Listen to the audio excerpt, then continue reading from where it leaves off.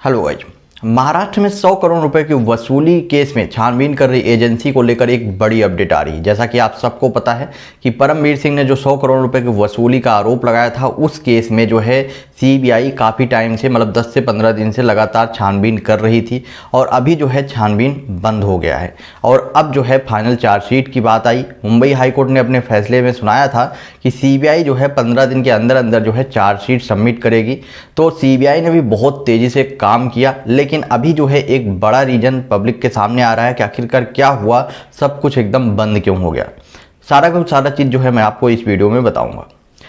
Mumbai high court ने 15 दिन का टाइम दिया था सीबीआई को कि 15 दिन के अंदर अंदर चार्जशीट सबमिट करना है। सीबीआई ने तेज़ी से काम किया और जितने भी एविडेंस थे उन्होंने इकट्ठा कर लिया। यहाँ तक कि उन्होंने अनिल देशमुख से भी पूछताछ किया, परमवीर सिंह से भी पूछताछ किया, भुजवाल जो है एक डीसीपी है, एसपी है, परमवीर सिंह और सचिन वजह जितने भी थे सारे के सारे लोगों से पूछताछ किया। यहाँ तक कि सचिन वजह की जो डायरी थी, जो सचिन वजह की डायरी एनआईए के पास में थी, एनआईए से वो डायरी भी लिया गया सीबीआई के द्वारा। और साथ में ही जितने भी बड़े बड़े एविडेंस थे सारा का सारा एनआईए ने शेयर किया सीबीआई के साथ में। और एट द एंड जो है सारा का सारा केस जो है 15 दिन के बजाय ये 12 दिन में ही सिमट गया। मतलब 12 दिन के अंदर अंदर सारा एविडेंस जो है सीबीआई के पास में पहुंच गया। और सीबीआई ने जैसे ही इस चीज़ को सारा एविडेंस उनके पास इकट्ठा हुआ, वो तुरंत रिटर्न हो गए, मतलब कि अपने हेडक्वार्टर के लिए वो रिटर्न हो चुके दिल्ली। और ये 2 से 3 दिन पहले की बात है कि जब वो जो है दिल्ली पहुंच चुके थे। और उसके बाद न्यूज़ जो है पब्लिक के सामने आने लगी थी कि अब जो है फाइनल चार्जशीट सबमिट कर दिया जाएगा सीबीआई के द्वारा और अनिल देशमुख को जेल होगी, क्योंकि उनके खिलाफ इतना ज़्यादा एविडेंस मिल चुके हैं। लेकिन अब जो सूत्रों से जो एक बड़ी अपडेट आ रही है उसमें बताया जा रहा है कि सीबीआई अपना चार्जशीट नहीं सबमिट करेगी।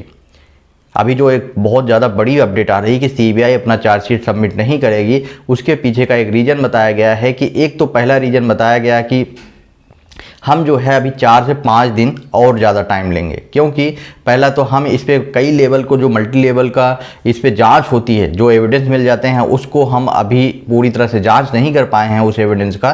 तो उसके लिए हम 1 वीक का और टाइम लेंगे, मतलब अगले हफ्ते तक का टाइम ले सकते हैं। दूसरा जो रीज़न सामने आया वो बताया जा रहा है कि जो इस टाइम कोविड-19 की जो इतने ज़्यादा पॉजिटिव केसेस बढ़ रहे हैं, उन सब चीज़ों को देखते हुए सीबीआई का काम जो है स्लो हो गया है, इसलिए जो है अभी 1 हफ्ते का और टाइम लगने वाला है। अब वहीं जब ये सारी चीज़ें जब सीबीआई की तरफ से स्टेटमेंट आने लगी 20 अप्रैल जो यानी कि कल जो था 20 अप्रैल को लास्ट चार्जशीट सबमिट करने का डेट था मुंबई हाईकोर्ट में, लेकिन मुंबई हाईकोर्ट में चार्जशीट सबमिट नहीं की गई। उसके बाद लगातार लोगों से पूछा जा रहा है कि आखिरकार सीबीआई का क्या हुआ, क्या सीबीआई भी कुंडली मार के बैठ गई सुशांत सिंह राजपूत केस जैसा। लगातार लोग पूछ रहे हैं कि आखिरकार क्या हुआ इस केस में। वहीं पर काफ़ी लोगों ने सोशल मीडिया पे आरोप भी लगाना स्टार्ट कर दिया कि यहाँ पे जो शरद पवार हैं उन्होंने फिर से एक बड़ा गेम खेला है और ये जो केस है ये भी केस सुशांत सिंह राजपूत जैसा लटकने वाला है, जहाँ पे सुनाई दे रहा था कि ये जल्द ही 15-20 दिन के अंदर, मुंबई हाई कोर्ट ने भी बोला था कि 15 दिन के अंदर अंदर चार्जशीट सबमिट करना था। लेकिन अब जो अपडेट आ रही है उसमें बताया जा रहा है कि ये कोई ज़रूरी नहीं है। मतलब कि मुंबई हाई कोर्ट ने ये फैसला तो सुनाया था कि 15 दिन के अंदर अंदर चार्जशीट सबमिट करना है, लेकिन उसका ये मतलब नहीं था कि हाँ कंपलसरी है वो जो है सबमिट करना ही करना है। ऐसा कुछ भी नहीं है। ऐसा भी हो सकता है कि आप 10-15 दिन और ले सकते हो, जो कि सीबीआई के सूत्रों से अपडेट आ रही है, जिसमें बताया जा रहा है कि कोई कंपलसरी नहीं है कि 20 अप्रैल को लास्ट डेट बोला गया था, 20 तारीख को ही चार्जशीट सबमिट की जाएगी।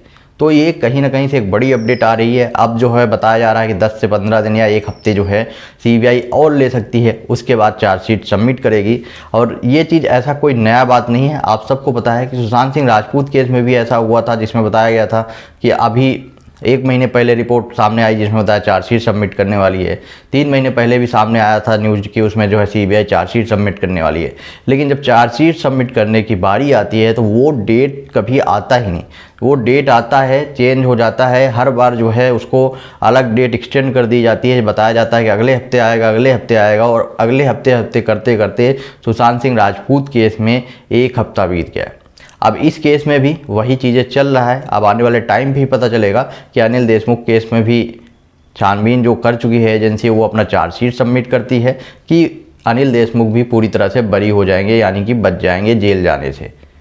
बहुत लोग बोल रहे हैं कि सीबीआई ने फिर से जो है एक तरीके से बड़ा धोखा दे दिया है पब्लिक को, और सीबीआई जो है अपना चार्जशीट भी लटका के रखेगी, और इस चार्जशीट में भी वही लगेंगे, सालों के साल लग जाएंगे, और इस चीज़ का यूज जो है हमारी सेंट्रल एजेंसी उसी तरह करेंगी जैसे कि इलेक्शन टाइम पे हर एक केस को किया जा रहा है। तो अब ये कहीं ना कहीं से शॉकिंग ज़रूर है, क्योंकि अभी तक हमने जहाँ तक देखा है कि मैक्सिमम केसेस को जो सीबीआई जो छानबीन करती है वो लटका के रखती है, और ये 2 केस ऐसे थे जिसमें सीबीआई के ऊपर लोगों का जो विश्वास था, जिसमें उन्होंने बोला था कि सीबीआई अब जो है अपना रियल फेस जो है पब्लिक को शो कर देगी कि आखिरकार क्या होने वाला है। और उनको बिलीव था कि कम से कम सुशांत सिंह राजपूत और अनिल देशमुख का ये जो केस है जिसमें 100 करोड़ की वसूली है, इन केस में सीबीआई जो है अपना चार्जशीट जल्दी ही सबमिट करेगी और जो मेन कल्प्रिट है इसमें अरेस्ट करेगी। लेकिन सुशांत सिंह राजपूत केस भी लटक गया, 1 साल होने वाला है, और अनिल देशमुख केस भी अब लटकना स्टार्ट हो गया। ये पहला कड़ी है, मतलब एक तरीके से आप मान सकते हैं ये कि फर्स्ट स्टेज है, यहाँ से जो है शुरुआत हो गई है केस को चार्जशीट एक्सटेंड करने का तरीका।